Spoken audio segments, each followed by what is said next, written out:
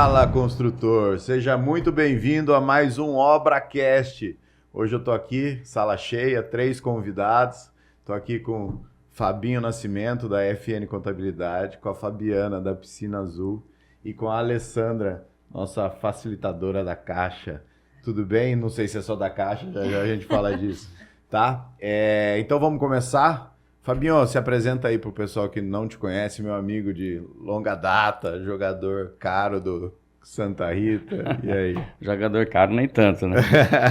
Então, eu sou o Fabinho Nascimento, da Contabilidade FN. É um prazer estar aqui com você, Evandro, com a Alessandra, com a Fabiana. Obrigado pelo convite. Espero poder colaborar aí e a gente bater um papo gostoso hoje aqui. É isso aí, vamos falar de contabilidade, de dinheiro do construtor, vamos lá. Fabiana. Eu sou a Fabiana, da Piscina Azul Jacareí.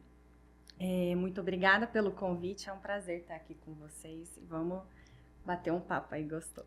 Certo. Eu sou a Alessandra Oliveira, da Habitat Consultoria, eu sou correspondente Caixa, trabalho com crédito de imobiliário no mercado.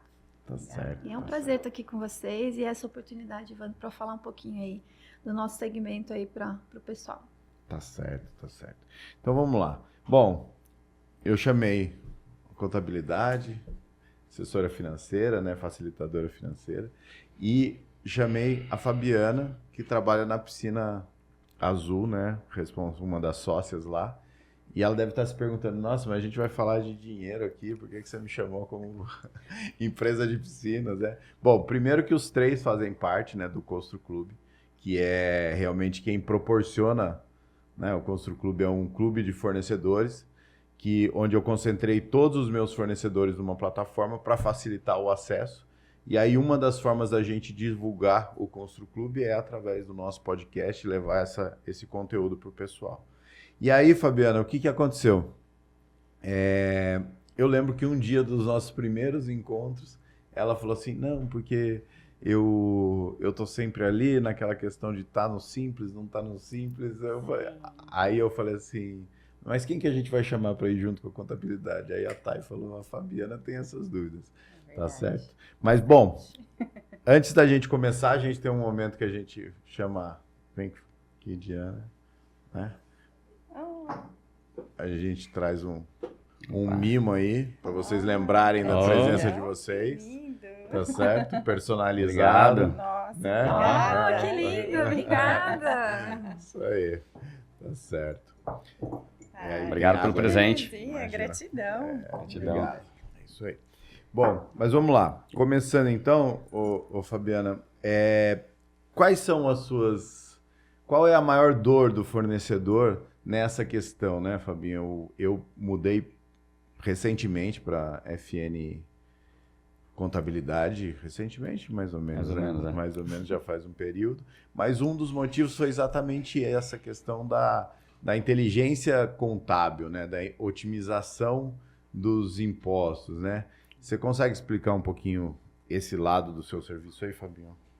Cara, então, a contabilidade FN hoje, ela se diferencia no mercado. Eu posso dizer que a gente está, se não for a maior, uma das maiores contabilidades consultivas que tem aqui no Vale do Paraíba, justamente porque a gente criou um setor de inteligência tributária dentro da empresa, onde a gente constantemente avalia o nosso cliente para ver se ele está pagando o menor imposto possível dentro dos regimes tributários, dentro do que é permitido na legislação, para que ele tenha um melhor aproveitamento, né? O menor imposto pago é mais dinheiro em caixa para que ele possa fazer novos investimentos, para que ele possa gerar lucro.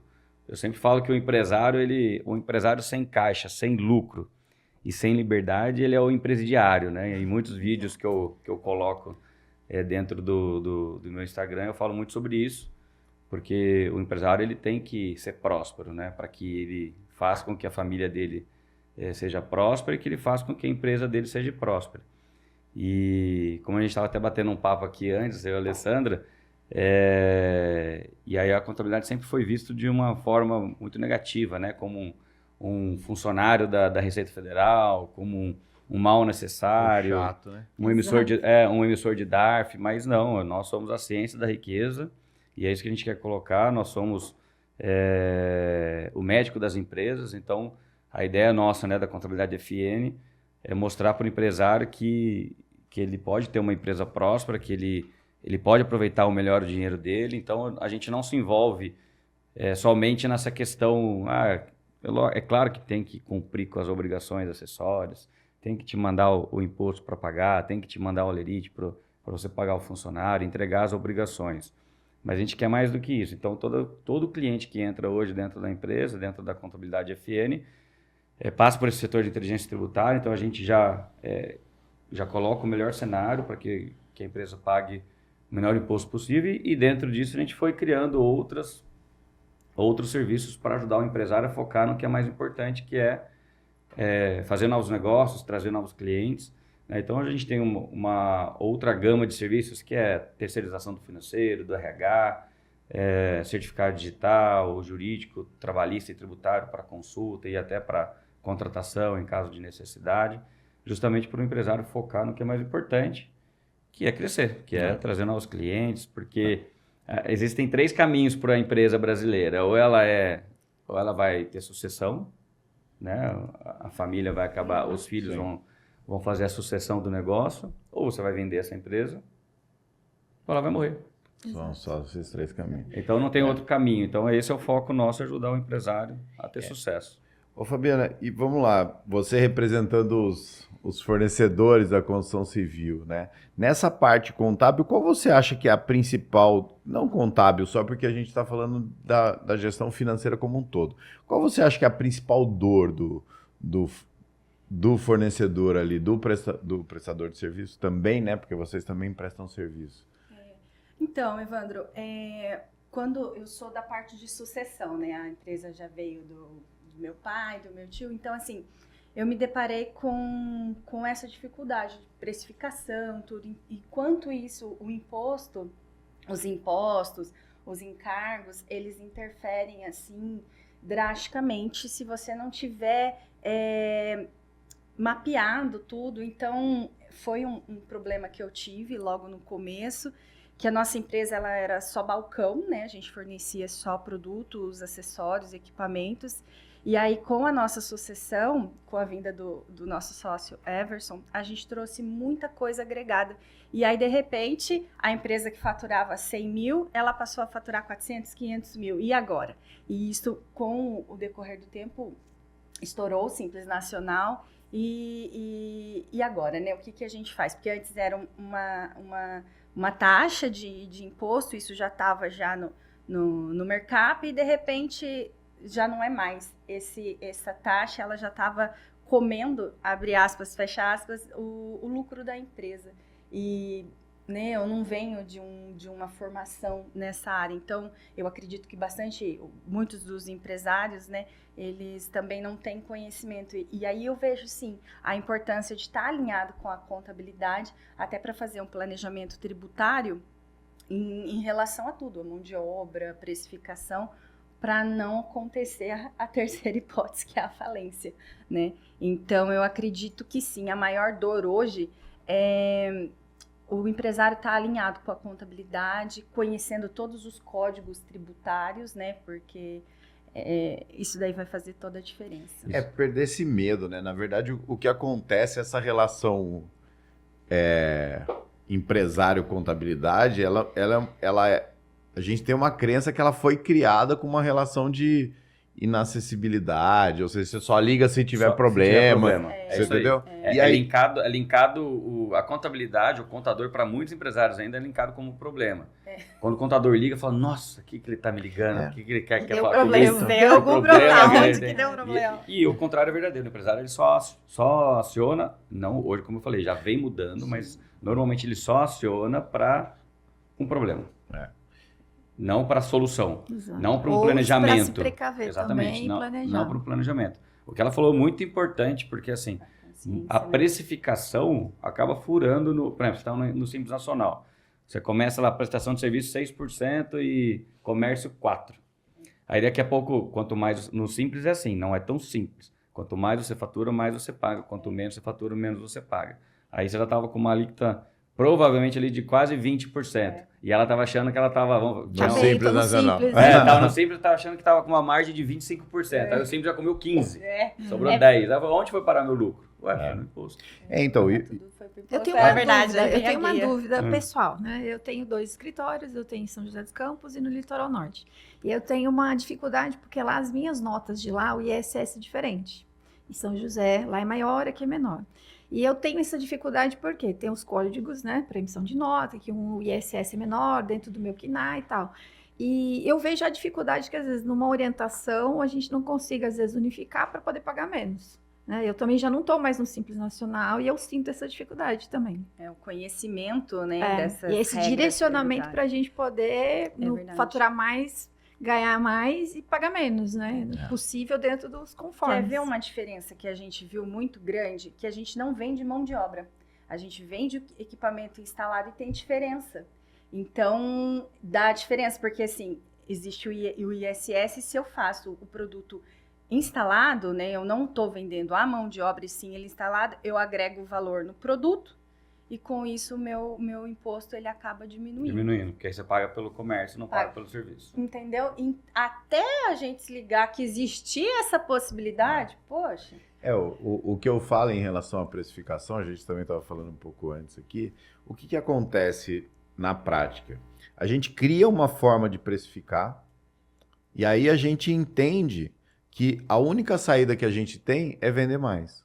Né? Então assim, e aí você está precificado errado, você está indo para um buraco e você está vendendo mais porque achando que vender mais vai te fazer, vai te trazer a solução.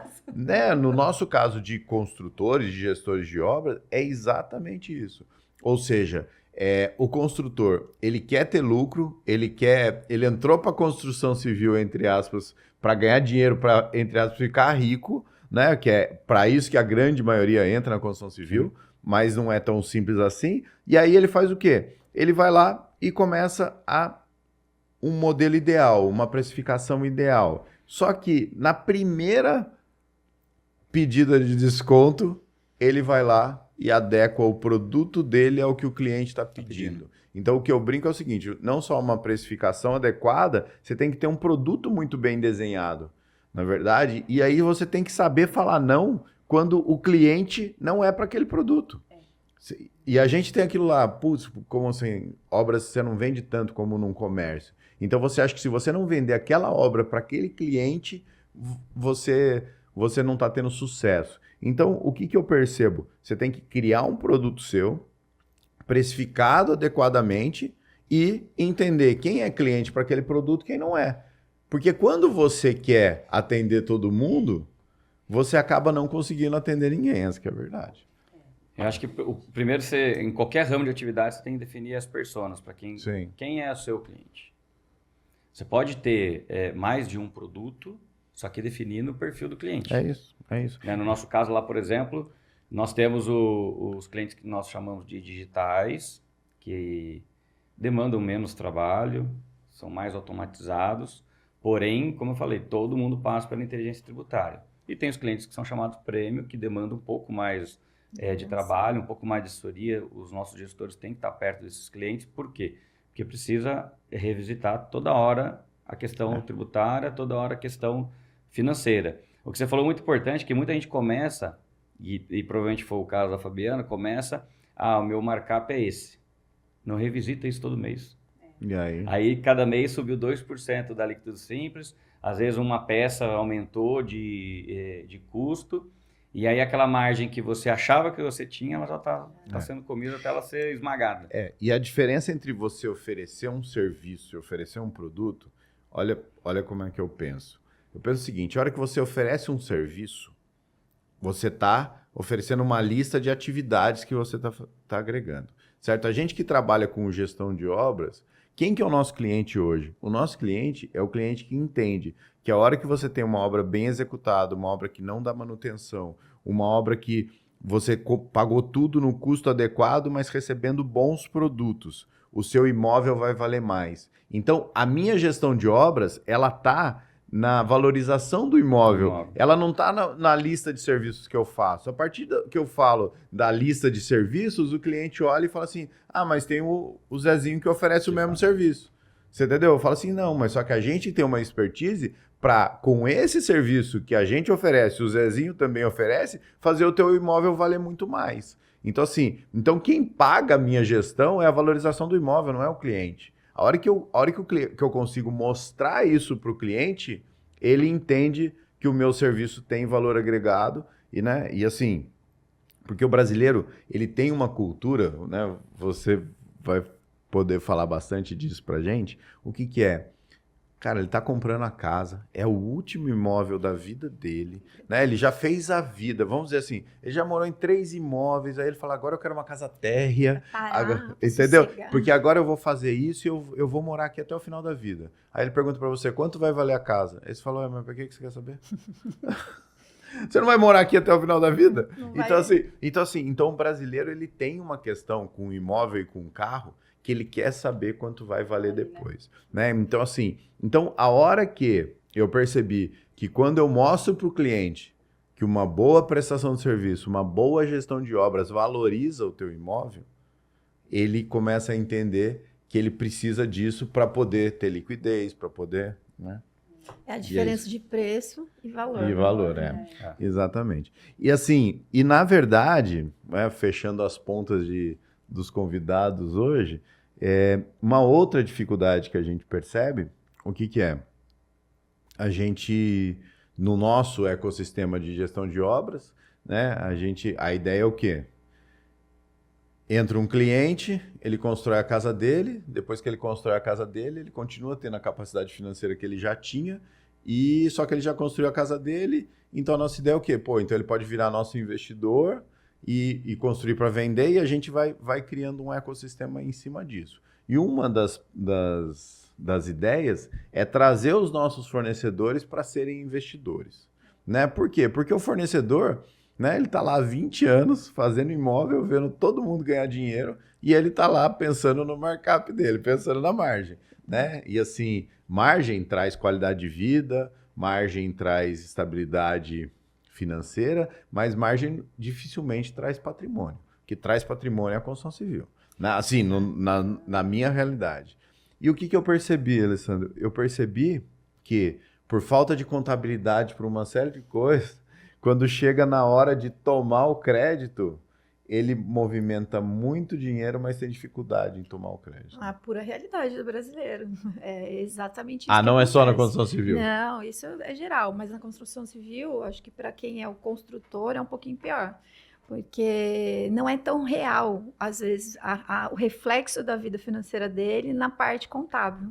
E isso a gente sofre muito, porque a gente não consegue dar o crédito dentro da plenitude da capacidade dele, do que ele pode da realidade. Então, isso a gente sente muita falta, é um papel que, às vezes, aqui dentro do meu segmento, eu utilizo muito a contabilidade, é necessário, a gente fala que as pessoas têm que ter um contador bom, que ele precisa espelhar a realidade para ele ter essa capacidade de crédito, tanto para fazer o que ele quer, ou para fazer uma alavancagem patrimonial, que é, nesse caso, essas pessoas virarem investidores do próprio processo dele, que às vezes eles não têm essa consciência porque está ali no giro. Então, isso é real, a gente vê que é difícil você explicar para um crédito, eu estou vendo, eu te conheço, eu estou vendo, você fatura e tal, mas espelhar isso tecnicamente. Então, a gente sente muita falta. As construtoras, principalmente, têm dificuldade. E se a gente juntar, né, vamos dizer assim, o contador com a facilitadora e o cliente. E ele tem a movimentação, mas ele fala assim, não, então eu vou entrar num processo, que eu acho que essa aqui é a solução, eu vou entrar num processo de ir tornando tudo formal para depois eu conseguir ter esse crédito. Exato. Ele demora quanto tempo para fazer isso? 6 meses? 1 ano? Entendeu? Assim, a Caixa reconhece isso depois de quanto tempo? Hoje está muito fácil. Isso, está muito mais acessível, né? A gente vai pensar em segmentos. Mas o cliente que é um empresário, um microempresário, ele consegue formalizar aí, e a gente consegue ter um time dele aí, de maturação nesse processo, que é uma coisa que a gente orienta muito. Não deu agora, mas vamos te preparar. Vamos organizar a sua vida para a gente poder colocar você dentro do processo e, às vezes, muitos realizar o sonho de ter aquela casa que ele gostaria ou de fazer uma obra em termos de construção civil para venda de terceiros. Hoje, uma empresa, uma construtora, a gente acaba conseguindo gerar aí em 6 meses, a gente consegue preparar, fazer balanço, espelhar realmente a parte contábil dela e a gente consegue seguir com o projeto. E dentro da pessoa física, ela formalizou. Agora nós estamos num momento muito bom, né? Que é imposto de renda, né? A gente trabalhou muito isso com o cliente para trazer ele para formalizar através do IR, porque a renda informal, que é o que a gente fala, é muito difícil a gente conseguir aprovação de crédito. E não é só com a Caixa, né? Eu fui do mercado financeiro, trabalhei em diversos players aí, grande. A renda informal é muito mais difícil para se espelhar o crédito para o cliente. Então, não é só a Caixa. É difícil você pegar a movimentação bancária dele e espelhar isso em crédito, mesmo com tanto relacionamento. Então, hoje o que manda é o quê? Na pessoa física, espelhar através do IR, né? Do imposto de renda, e a empresa ter a parte contábil certinha para a gente poder colocá-la dentro do processo. Mas hoje não tem tanto período de maturação, não é? É só questão de formalização mesmo. É até interessante que eu faço um processo de educação desse cliente. Que ótimo. Principalmente nesse momento do... Não estou dizendo que 100% dos meus clientes estão educados. É cultura, né? É cultural. Mas eu faço exatamente esse... Principalmente agora no primeiro semestre, que é o mês que a gente fecha os balanços referente ao ano anterior e tem a declaração de imposto de renda de pessoa física. Então, na sua grande maioria, por exemplo, até os MEIs, né? Os empresários que são MEIs, até hoje de manhã eu estava falando com... Falei, cara... Beleza, gente, eu vi as suas notas do ano passado, mas você vai precisar financiar alguma coisa, você vai comprar alguma coisa, precisa fazer renda. Se for, eu vou lançar tal informação, vai gerar um imposto aqui, mas eu acho que é melhor porque aí vai servir como seu comprovante de renda. Exato. E o que a gente vê muitos empresários, isso vai acabar com a reforma tributária, né? Até antecipando, né? Tá vindo o split payment, vai vir uma outra forma de tributação no país. Mas hoje o empresário ele quer pagar o menor imposto possível. Uhum. O imposto pela empresa ele já é menor do que na pessoa física. Exato. Então hoje tem a possibilidade de ter a distribuição de lucro no país isenta de tributação. Então eu falo muito para o empresário, ele quer praticamente, ele sonega e aí paga-se quase nada de imposto, a empresa gera o prejuízo, aí agora na declaração de imposto de renda ele quer, não, me coloca X de distribuição de lucro, porque eu preciso financiar o imóvel, a minha menina da Caixa aqui, a minha agenciadora falou que eu preciso de uma renda X. Eu falei, tá, mas abençoado, eu vou tirar da onde? Contabilmente, você não está preparado para isso. Eu vou tirar da onde? Não tem da onde eu tirar. Então, a gente tenta, isso que eu venho fazendo, já vai fazer mais ou menos 1 ano e meio, é fazer essa educação. Falar, tudo bem, isso aqui é para real, presumido e tal, mas o importante é que a sua empresa... Você tem 2 opções, você tem 2 caminhos, o empresário, hoje, né? Não depois da reforma tributária. Você tem 2 caminhos. Pagar o menor imposto possível, ou por sonegação, ou por qualquer coisa do tipo, ou por um lucro real que você vai inchar suas despesas, que é o que acontece. Só que aí não vai gerar lucro. Não vai gerar lucro, não vai gerar renda para você. E não vai gerar renda para você, como é que você vai ter lastro financeiro para poder aumentar o seu patrimônio? Então, você acerta de um lado e erra do outro. Então, eu sempre falo, vamos fazer a coisa certa, porque não existe fazer o certo, fazer a coisa certa do jeito errado. Exato. Não tem meio certo. Então, vamos fazer a coisa certa, né? Emite as notas que tem que emitir, paga o imposto pela empresa, que ele é um imposto ainda mais barato que na pessoa física, vai gerar lucro, automaticamente a gente distribui esse lucro para os sócios, isento de tributação, e aí você vai ter um comprovante de renda para financiar um imóvel de alto padrão, para comprar alguma coisa que você tenha vontade. Agora, milagre é o que mais eles pedem agora. Nossa, verdade. O pessoal falei, eu ainda não estou fazendo milagre. A gente vai buscar soluções. Milagre ainda não dá, é impossível. E a importância de ter um planejamento também, né? Já tudo certinho, planejar o futuro. Não, então meus próximos passos, eles estão em direção aqui, o que a gente pode fazer para poder adequar tudo, né? Acho que isso é bem importante, né?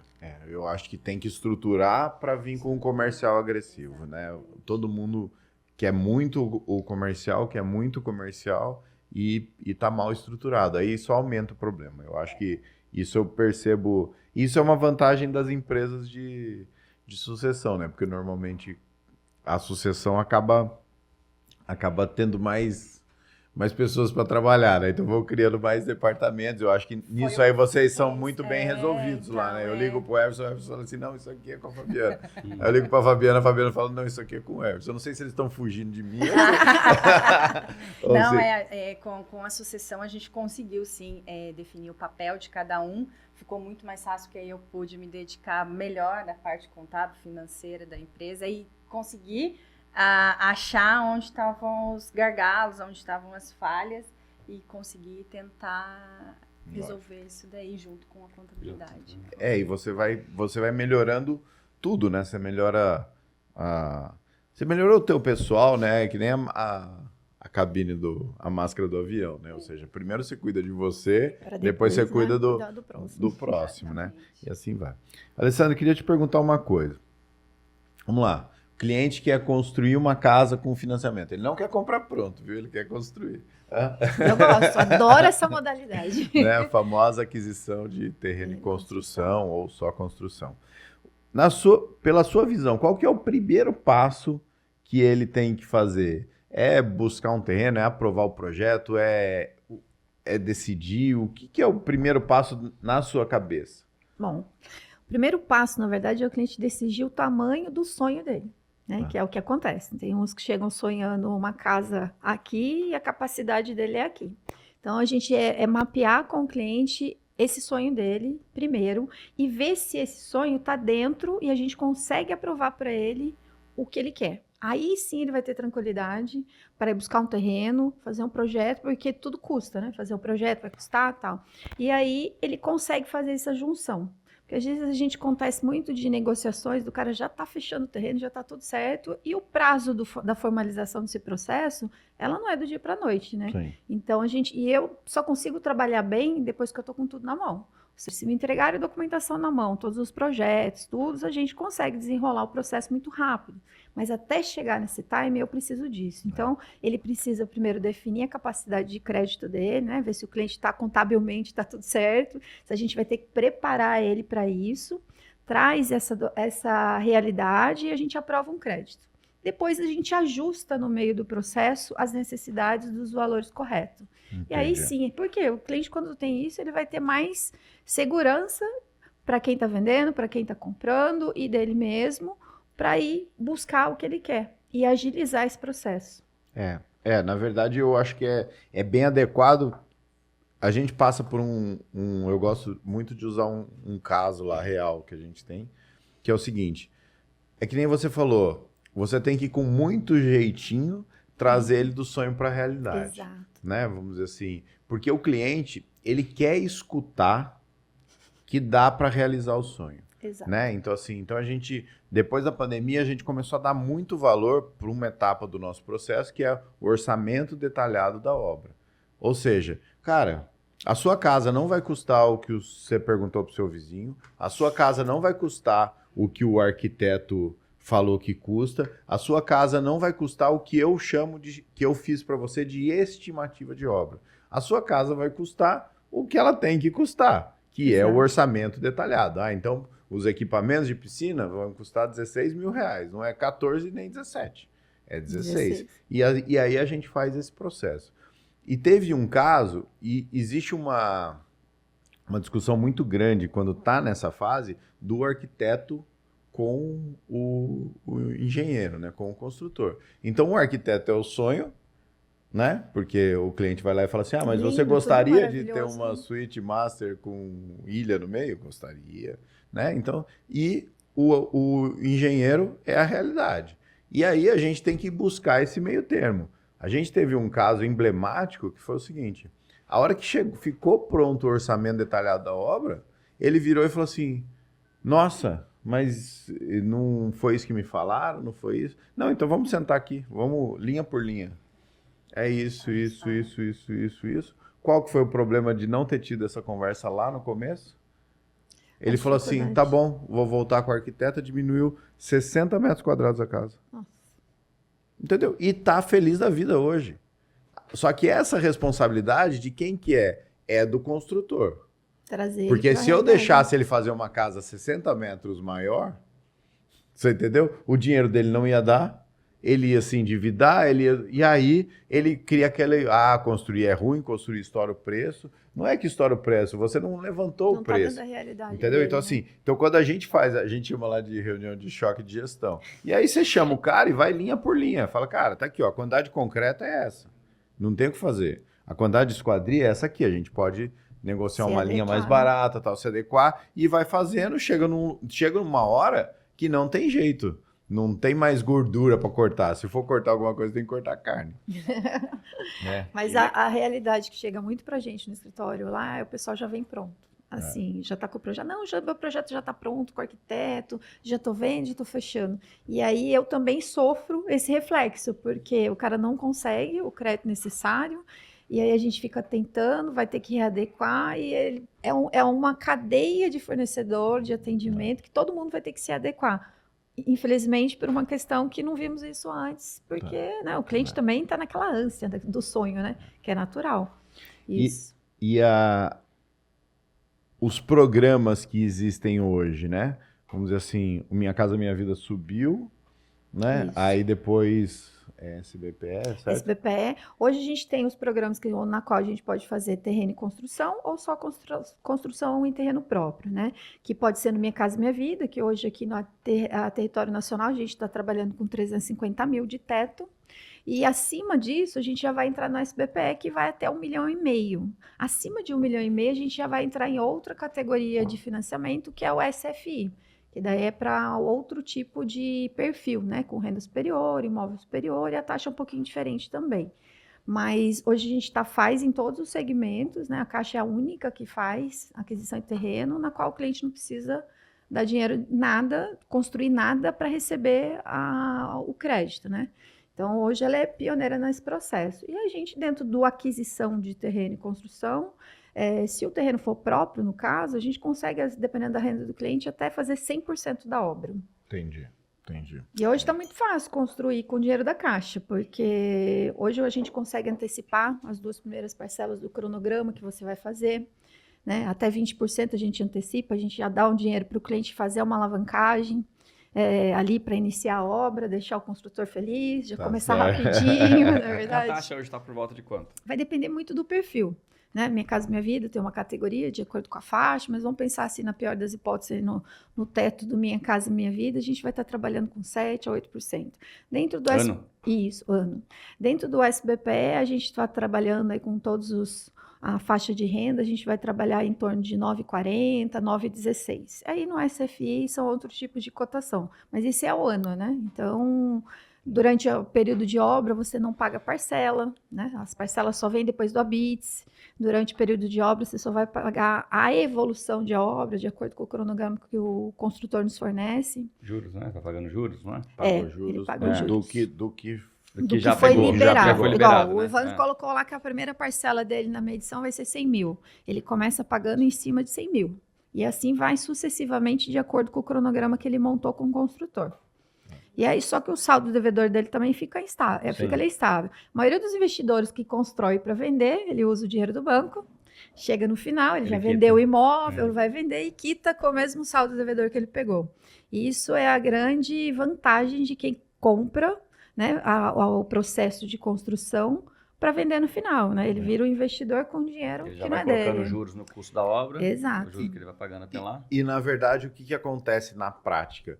Aí a taxa de juros é pouco relevante. Entendeu? Exatamente. Porque assim, a taxa de juros é relevante para o cliente final, que vai pagar os 30 anos. Até o finalzinho do Até o processo. final. Sim. Agora, para quem vai pegar só no período de obra, a verdade é que você pagar 7 ao ano, ou a maior deve ser 10 ao ano. Isso. Não vai ser isso. Sim. Não vai ser isso que vai inviabilizar o seu negócio. E aí, às vezes, o que acontece? Você consegue fazer isso sem investidor, sem menos Sim. investidores. Então, assim, eu percebo que o pessoal, os construtores têm entendido isso com mais frequência Exato. agora. A gente tem trazido mais esse pessoal dos investidores, construtores e investidores para o mercado girar em venda, muito mais dentro do processo, né? Tanto nos individuais, casas de alto padrão, individual, quanto construtora mesmo de empreendimentos, né? O pessoal trabalha mais com o dinheiro do banco repassando isso daí, que é o que ele falou, a valorização do imóvel no final, no processo de venda, a alavancagem é muito maior do que a que o tomada juro que de você juros falou. que ele está tendo. E como que funciona na compra do terreno mais a construção? Isso. Hoje o cliente escolhe, né, um terreno junto com o projeto. Primeiro você escolhe a construtora. Exato, exato. E o correspondente bancário. Esse é o primeiro passo, né? Então, Exato. agora você já está apto aí para o terceiro passo, já escolheu os dois. Isso, já está tudo aqui. Aí o cliente, a gente vai ter que ter, para eu fazer o processo, né, para dar alavancagem e poder assinar com o banco, eu preciso dos projetos. A gente vai precisar do projeto arquitetônico, elétrico, hidráulico, estrutural, né? E ter a planilha caixa, que é para mostrar para a caixa o cronograma de obra. Essa planilha caixa é o próprio construtor O ou o arquiteto que construtor. faz? Construtor. Construtor que faz, porque é ele que vai saber a É realidade o de do custo, né? fluxo. Tá. Exato. E o fluxo da cadência da obra dele, da capacidade que ele vai ter de construção. Ele fornecendo isso para a gente pede um laudo do engenheiro técnico da Caixa, no caso, que vai olhar toda aquela parte de documental e vai fazer uma visita em loco no terreno. A gente tendo o laudo, precificou o laudo técnico, olha, esse custo, mais esse terreno, esse imóvel projetado vai valer X. Aí eu consigo trabalhar para assinar. Isso aí dentro da Caixa. Antes disso, a gente já aprovou o crédito, se precisar a gente faz alguns ajustes, né, de acordo com a realidade do que veio do orçamento, e aí a gente assina. Eu deixo muito assim claro, eu gosto muito de Aí o sentar... dono do terreno já recebe. Ele recebe depois de todo esse processo. Por isso que eu gosto, quando é aquisição de terreno e construção, eu gosto de sentar com o cliente, o vendedor e o construtor, para a gente explicar todo o processo. Porque como eu não consigo andar com o meu processo antes de ter projeto, né? O cliente nem sempre quando ele vai comprar o terreno, ele está com o projeto pronto, não é verdade? Sim. Ele vai estar no processo de Pelo construção aí de ideias. Então, isso leva um tempo. Vamos falar aí 45 dias, na melhor das felicidades, 60, né? Eu só consigo trabalhar internamente na Caixa depois disso. Então, eu gosto de sentar com o vendedor do terreno, junto com todo mundo, e explicar passo a passo. Porque ele só vai receber quando o cliente assinar esse contrato na Caixa e registrar o imóvel. Aí a parte dele vai 100% para ele. Aí vai ser No 100% caso. para ele, aí a partir daí, quem está construindo começa a pagar o juros sobre o dinheiro já liberado O dinheiro também. que vai ser liberado de acordo com o cronograma, né?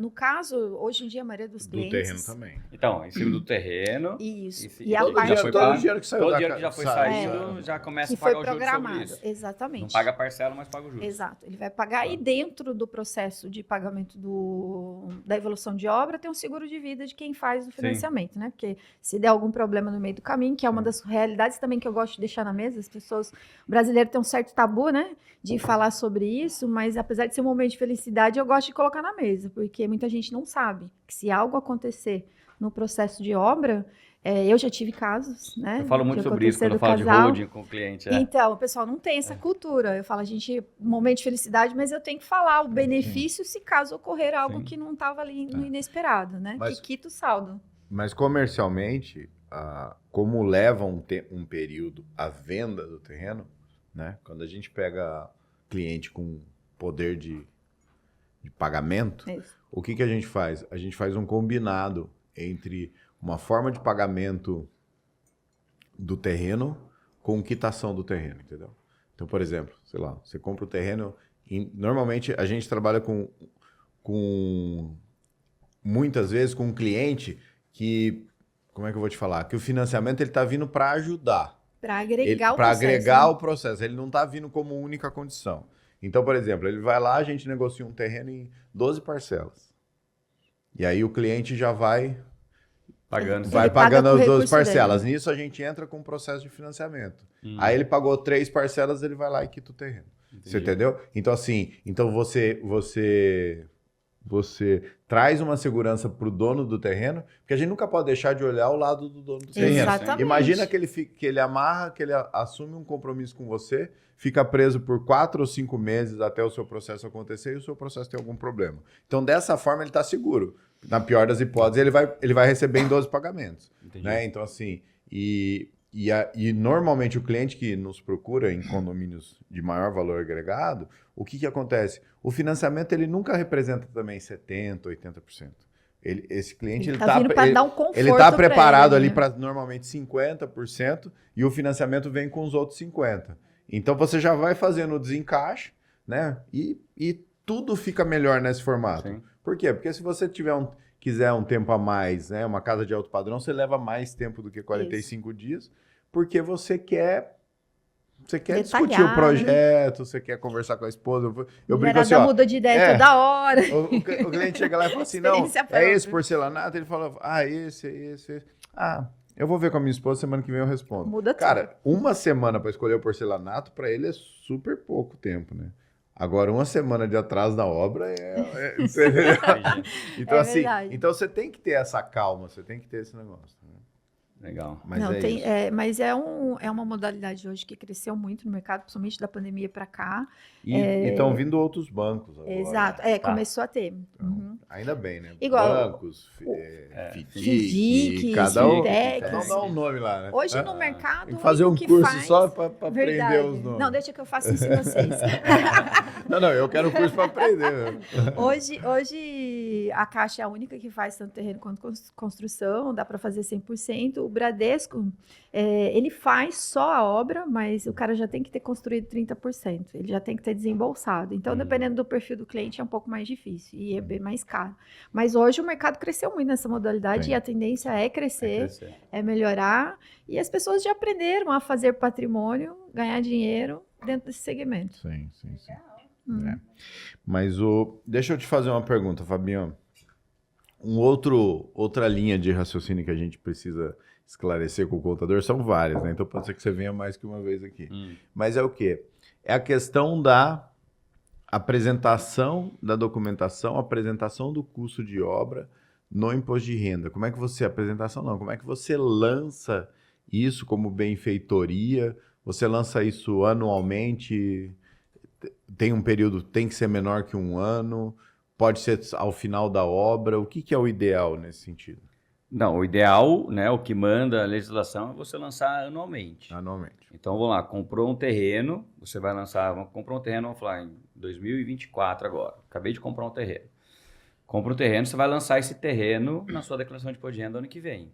Se você, dentro do ano de 2024, já iniciou a obra, né, seja ela financiada ou não, você já começa a lançar e tem um campo lá em bens e direitos, campo construção. E aí você coloca lá na descrição que você está linkando essa construção ao terreno que já está lançado na sua declaração no item tal da sua declaração. E aí todo ano, né, vamos falar que essa obra dure 2 anos, tanto no ano de 2024 quanto no ano de 2025, você vai acrescer esse item construção conforme... E tudo que eu gastei no que você projeto, gastou. Projeto, é tapume, é qualquer coisa. Qualquer coisa. Qualquer despesa. Qualquer despesa que você tenha com a obra, você vai lançar lá no item construção. Até o momento do habites. Tirou o habites, casa concluída, aí você faz a junção, né, no item da declaração, faz a junção dessas duas informações, né, terreno e construção, para que ela fique no campo casa. E quando o cliente financiou a obra, o que é o ideal lançar no imposto de renda? Isso é o maior erro que acontece nas declarações. Né, o pessoal costuma lançar em dívida e ônus. Só que ela não é uma dívida e ônus. Conforme você for amortizando, você vai crescendo o patrimônio. Então, é só bens e direitos. Tanto que a Caixa, né, que é a mais comum, você vê lá, ela manda o informe e tem a amortização. Isso. Então, você lança essa amortização no crescimento do patrimônio. Então, vamos falar que no ano de 2022 você tinha 1 milhão de patrimônio, né? E o imóvel está financiado. Aí no ano de 2023 você pagou 30 mil reais, amortizou 30 mil reais. É 1 milhão e 30 que você vai lançar no ano seguinte. Vai aumentando o meu patrimônio. Vai aumentando o patrimônio. Não é dívida e ônus. Por que não é dívida? Dívida é para lançar algo que não está linkado a nenhum patrimônio, né? A nenhum bem. Então, cheque especial, empréstimo, capital de giro, entre outras coisas. Financiamento de veículo, consórcio de veículos já contemplado, que tá alienado um veículo, e imóvel financiado, ele é bem, ele é patrimônio. O que você vai vender, por exemplo, se for vender um imóvel hoje, você tem lá esse 1 milhão e 30 que eu falei. Você vai vender a valor de mercado, você tem aqui lá, você vai ter um custo lá. Mas vamos falar que é um imóvel de 2 milhões. Só que naquele momento ele está valendo o quê? 1 milhão e 30. Então, ele não entra em dívidas. Então, é muito comum quando eu pego outras declarações, faz esse ano para mim que que eu não estou sabendo fazer. Aí você vai ver o financiamento está lá em dívidas. Exato. É o que eu mais vejo quando a gente vai fazer a análise do IR do cliente. Entra como dívida, o pessoal não lança dessa forma. Tem alguns casos que o pessoal compra imóvel na planta, e aí eu tenho a maior dificuldade, porque ele compra imóvel na planta e ele quer usar o fundo de garantia. Quem diz que passa na análise? Não passa. Porque ele lançou como aquisição de bens, um bem como dívida, e já existe esse bem. Na verdade, ele está na planta, ele não existe ainda. E aí não tem como usar. Então... E ficou uma dúvida, mas você fala que é até o habite. Mas, por exemplo, então pega um outro cenário. Eu já moro numa casa e eu resolvi fazer uma obra lá como uma benfeitoria, mas já existe habite, já é uma casa, não é uma construção. Eu posso lançar isso no imposto de renda também? Aí tem um outro item do bens e direitos, que chama benfeitorias. O pessoal confunde, tem benfeitorias e tem construção. Após o habite é benfeitorias. Benfeitorias. Aí você vai também depois, tudo que você gastar de benfeitoria, eu ampliei, construí piscina, fiz outra parte, enfim, fez outras obras, ou pintei, tudo que você gastou depois da casa pronta, você lança em benfeitorias e também isso soma, acresce no patrimônio já existente. Tá. E aquele benefício que você tem de vender um imóvel, você tem 6 meses para comprar outro sem pagar lucro imobiliário pelo que você vendeu, certo? Certo, mais ou menos. Então, tá. Essa é uma ótima pergunta. Então explica essa primeiro, que depois a outra eu vou aprofundar no negócio que tá mais ou menos, aí eu posso correr o risco. É assim, todo indivíduo, toda pessoa que vende um imóvel é obrigatório fazer o ganho de capital. As pessoas confundem. Então, você precisa fazer o ganho de capital. Se você não sabe fazer, procure um contador que saiba fazer. Então, é importante. Precisa fazer o ganho de capital. Quando você faz o preenchimento do ganho de capital, ele tem essas perguntas. Aí que vai dizer se você vai pagar imposto ou não. Quais são as perguntas? Se esse imóvel é residencial ou não, é a primeira pergunta. Se com esse dinheiro ou parte desse dinheiro da venda do imóvel, você vai comprar em 180 dias outro imóvel, né, com o valor, ou parte do valor, ou o valor total, você vai comprar outro imóvel em 180 dias. E a última pergunta, se nos últimos 5 anos você fez alguma transação imobiliária. Tá. Dependendo da resposta que você dê em qualquer uma delas, você tem imposto a pagar. Entendi. E quais são? Se você fez transação imobiliária nos últimos 5 anos, se você não vai usar esse dinheiro para comprar outro imóvel, e se esse imóvel não é residencial. A negativa em um dos 3, aí já gera o imposto. Tem imposto. Tem imposto para pagar, que é os 15% da diferença. E se o imóvel tiver mais de 20 anos? É verdade Aí eu teria que trazer uma tabelinha. Não, tem. Tem uma regra. Não, tem mais de 20 anos, não a precisa. base diminui. Tá, a base de cálculo. A base de cálculo diminui. Você não paga o 15% sobre a diferença. Tem. 1979 não paga imposto. Acho que até 89 já não paga imposto. Tem umas regras. Existe a regra que aí a base vai diminuindo. Você não precisa pagar 15% sobre a diferença. E tem alguns casos que o imposto não existe, né? Não tem isenção do imposto. Vários casos, imóveis mais antigos têm isenção de imposto. Agora a pergunta nível 2, né? Tem a pergunta básica, agora já vamos para nível 2. Esse imóvel a ser comprado em 180 dias, pode ser um imóvel em construção? Entendeu? Pode ser um imóvel na planta? Se você for usar o dinheiro, pode. Ele pode fazer essa aquisição Pode. de imóvel? Se é um residencial, pode. Mas daí... Não necessariamente residencial com residencial. Você não vendeu um residencial e tá não comprando. Necessariamente ele precisa estar pronto. Entendi. Você pode comprar, tá comprando terreno e vai construir. Tudo certo. Então, mas se ele fazer o financiamento, esse percentual que ele, teoricamente, ele não está dando de entrada, ele não está dando recurso, né? Ele está só pegando crédito, tanto para pagar um quanto para outro. Ele reflete no valor, eu vendi um imóvel de 1 milhão, né? Ele quer comprar um de 3, e 2. ele está comprando um de 2. Só que o percentual que ele está dando de recurso de entrada não caracteriza 1 milhão. É isso que ele vai... Por isso que ele tem a pergunta lá. Parcial, você vai usar o valor total ou o parcial desse valor. Aí depende da resposta dele. Tá. É claro que existem algumas saídas e tudo mais, mas aí não precisa ser falado aqui. Existem algumas... coisas que dentro da contabilidade a gente entende o que tem risco e o que não tem risco. Igual, teoricamente. Só que aí eu falo pro meu cliente, a gente pode fazer dessa forma e tem esse risco, tudo bem? Vamos junto. Você precisa saber do risco, Né? Não, porque o risco, qual que é o risco? O risco é a Receita Federal lá na frente vir cobrando Você paga a o imposto. diferença. Aí você vai pagar com multa e juros. E normalmente já é com multa e juros, porque o ganho de capital, se você faz, o GCAP você precisa fazer no mês seguinte da venda, né? Do contrato de compra e venda. E normalmente o abençoado ele vem só na declaração de imposto de renda no ano seguinte. Então, assim, já está atrasado. Uhum. Já vai ter que pagar a multa mesmo. Já não vai teria ter multa e jeito. juros. Então, existem alguns casos que a gente analisa e fala, ó, dá para fazer dessa forma, tem esse risco, dá para fazer dessa forma, tem esse risco. Entendi. E uma coisa que é muito importante nesse caso de imóveis, falando, que soltou até, foi agora no final de abril, para a pessoa física já era essa regra, a questão da permuta. Permuta na pessoa física, se eu faço uma permuta com o Evandro, eu vou dar uma casa, ele vai me dar um apartamento, mesmo valor, já não tinha imposto a pagar. Na pessoa jurídica, construtoras, empresas do ramo imobiliário, até então a Receita Federal entendia que quando você fazia uma permuta, você tinha que pagar um imposto por conta do regime tributário. Hoje agora já faz foi sentido. decidido pelo STF, saiu uma resolução nova. Hoje a permuta também para empresas, né, para empresas, PJ tanto também. PJ do lucro presumido, que normalmente as construtoras estão no lucro presumido.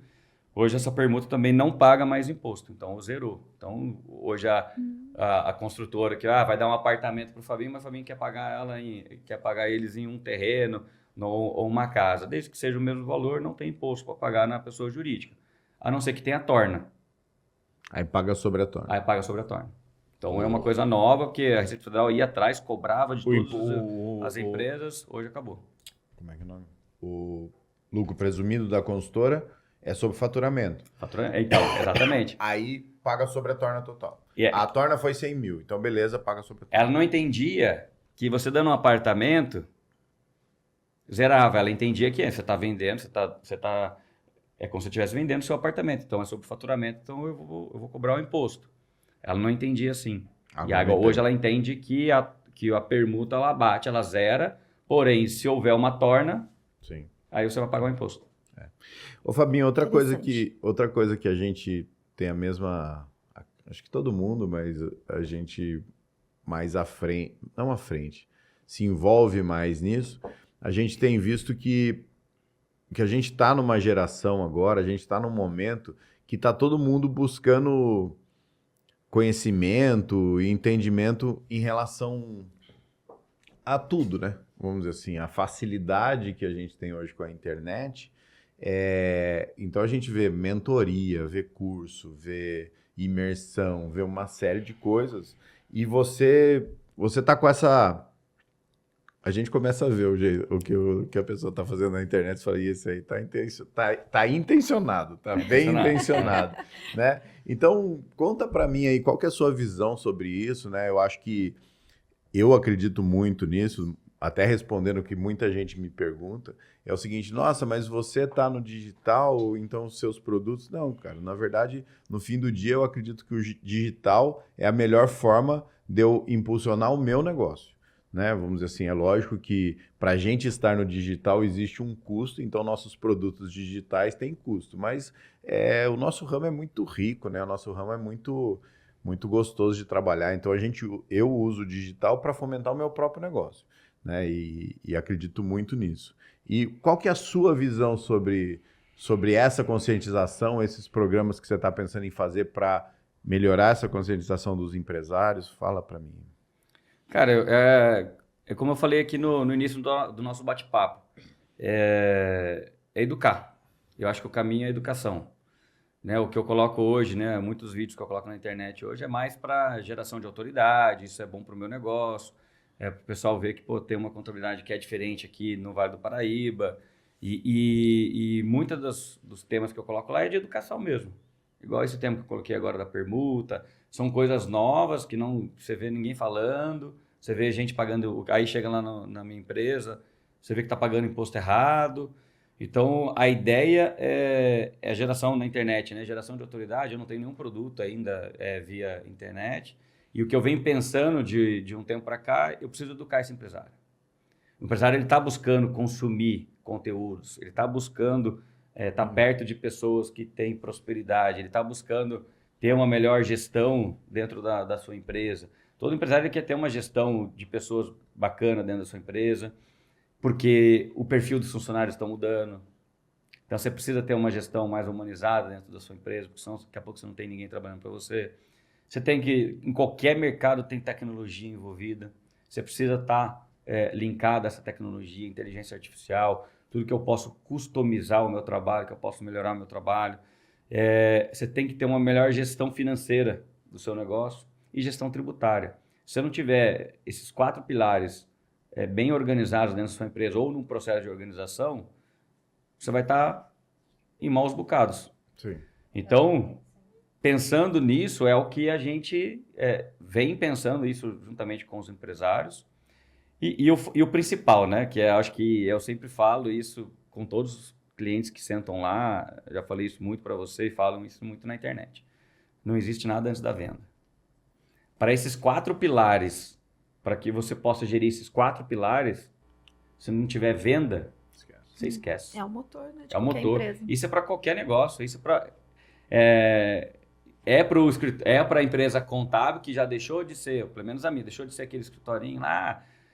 Uma hora ou outra aparece um cliente, um cliente vai indicar, e aí vai vir e tal. E aí você para pensar. Eu vejo em 2017, quando eu estava pegando a empresa do meu pai, né, que eu já trabalhava lá, mas meu pai que tocava, o ano inteiro entrou um cliente.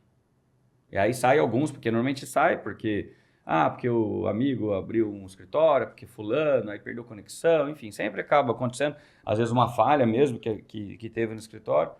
Então, assim, são 5 pilares. O primeiro é o coração da empresa, que são vendas. Sem vendas, sem renda. Sem vendas, Sobrevive. sem vendas você não tem caixa, você não tem lucro, você não tem dinheiro para quê? Tem como fazer Para gerir as fluxo, pessoas. não tem Eu nada. quero fazer uma gestão de pessoas mais humanizada, porque os jovens estão pedindo hoje. Muito. Os jovens querem qualidade de vida.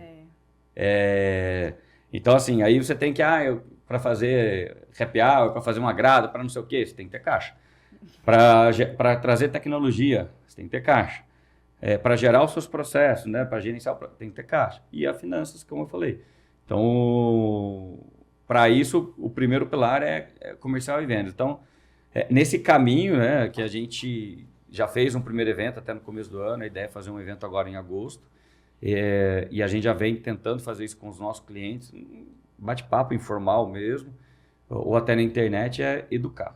O empresário ele precisa educar, que ele precisa melhorar a gestão do negócio dele, ele tem que focar em vendas, ele tem que ter um braço forte em vendas para trazer recursos, para trazer negócios, para trazer dinheiro para dentro da empresa, para que ele possa gerir. E aí a ideia nossa é, como um contador consultor, trabalhar esses 5 pilares para o empresário, para que ele tenha uma empresa de sucesso, uma empresa próspera.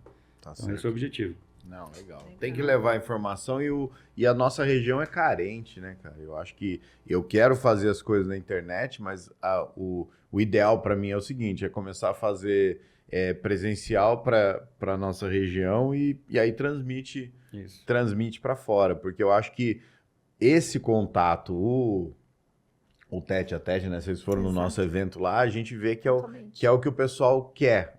A sede do empresário é essa. Eu brinco que no nosso ramo, o grande gerador de receita é o arquiteto, né? Vamos dizer assim, ele na verdade, tem fornecedores que chamam de especificadores, né? Por quê? Porque ele tem o poder de especificar o que vai ser vendido. Então, então todo mundo quer se relacionar com o arquiteto, porque a partir do momento que o arquiteto especificou essa caneca, você vai vir aqui e vai negociar essa caneca com 3 fornecedores de caneca, mas alguém vai vender essa caneca. Tom, né? Alguém vai vender essa caneca. Só que o que eu vejo é que a construção civil ela é muito maior do que isso, né? Ou seja, né, lá no Constru Clube, você não acha um lugar que você encontre uma contabilidade especialista em construção. Você não encontra, né? Você não encontra em nenhum lugar alguém para indicar o fornecedor de estacas.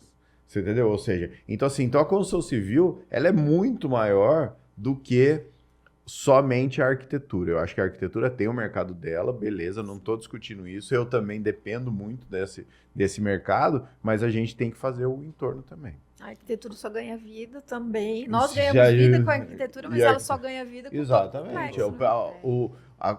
Eu vou até preparar uma estatística um dia. Eu quero entender quantos, até por aquela questão do sonho e realidade, é o seguinte, quantos projetos não saem do papel, né? Quantos clientes eu não cheguei lá e o cara Verdade. falou assim, putz, quer saber, vou comprar um apartamento, porque isso aqui, vou vender o terreno, porque isso aqui ficou muito para mim. Mas por quê? Por falta de planejamento e de assertividade no projeto, né? Mas tá bom. Bom, papo é bom quando é assim, né? Deixa eu ver quanto tempo deu aí, Lucas. Uma hora certinho. Bom, o papo é bom quando é assim, certo? Assim, a gente nem percebe voar. Eu acho que os três aí vão ter que voltar para um dia. Ah, vou fazer uma pergunta. Vamos lá. A última. O primeiro passo para o Geric. A gente tem Pergunta muito boa. construtor aqui. Eu sou um deles. Né, que gostaria de trabalhar com recursos da Caixa para pessoa jurídica. A gente trabalha com recursos da Caixa para pessoa física, né? Mas para pessoa jurídica, o primeiro passo para você obter o Geric, qual que é? Primeiro passo, tá com o nosso amigo ali, ó. É a parte contábil, né? Muito construtor, constrói, vai construindo, levando a vida e não coloca nada no papel. E quando a gente vai transformar isso para pegar um recurso na PJ para poder fazer empreendimentos, fazer alguma construção, eu tenho que ter uma contabilidade que espelhe a atividade dele. Entendi. Então, o primeiro passo, a maioria das vezes quando a gente vai fazer uma consultoria para as construtoras ter um Geric, é o quê? A gente sente a dificuldade nisso. Entendi. Então, quando a gente vamos preparar tudo. Não é juntar a documentação. Não, Monta não. o processo e entra, vai entrar e não vai adiantar Você pode nada. ser o melhor construtor, você tem um histórico maravilhoso. Lógico, isso vai contar. Mas quando eu coloco a parte técnica para nos dar uma avaliação de crédito em cima do potencial de construção, não é nem de capacidade de pagar, é de construção mesmo. A documentação contábil tem que se espelhar isso. É uma das coisas que isso a gente sente maior dificuldade lá. É uma das coisas que barram e a gente tem que preparar o cliente aí internamente, buscar quem sabe, porque é uma coisa que é dificuldade. Qual que é o seu segmento hoje dentro do escritório? Como eu falei, CNPJ, mas eu tenho 3 núcleos muito fortes lá dentro, que é a área da construção civil, Ah, que bom saber. por isso que estamos aqui, Uhum. a área da saúde e comércio de veículos. Porque dentro desses segmentos de construção é muito importante ter um contador que saiba como funciona realmente a parte contábil do segmento, que isso traduz muito mais facilidade quando a gente vai analisar o crédito dele. Então, o primeiro passo é isso, buscar a documentação, espelhar a realidade, e aí a gente coloca ele dentro, depois vem os projetos. E é interessante vocês conversarem depois Sim. com o contador entender também o que a Caixa mais analisa. Né? Exato. Mas legal. Bom, o papo foi bom. Obrigado mais uma vez terem vindo. Fabinho, quem quiser te achar na internet. Quem quiser me achar no Instagram, eu tô como fabinho.contador ou contabilidade FN. Então Tá. pode me achar no Instagram e também tem o meu canal do YouTube que é Fabinho Contador. Fabiana. O canal da loja é @piscinaazuljacareí. Tá. A gente está com a loja online, tem várias coisas. A gente também está com parte de aquecimento solar, construção de piscinas, enfim, tem tudo. Piscina da construção ao tratamento químico. Tá certo. Alessandra? Vamos lá, eu estou situada aqui no Jardim Aquários, né? Tem também uma unidade que fica no litoral norte, em Caraguá. Quem quiser me achar através das redes sociais, meu arroba é Habitare Consultoria, né? Eu também faço parte de outro programa que a gente vem falar sobre o mercado imobiliário e é um prazer estar aqui. Obrigado pela oportunidade. Fala o programa. Pode falar? Pode. Hoje eu faço parte do quadro Pode Morar na Globoplay e da Vanguarda. Passa toda sexta-feira e a gente fala, tá uns teasers que a gente fala um pouquinho sobre o mercado imobiliário de crédito, na construção, de tudo, e trazendo novidades aí pro pessoal. Bacana. Legal. Tá certo, pessoal? Obrigado. Valeu, pessoal. Obrigado. Até a próxima. Obrigada. Valeu. Tchau, tchau. Isso aí. Hoje eu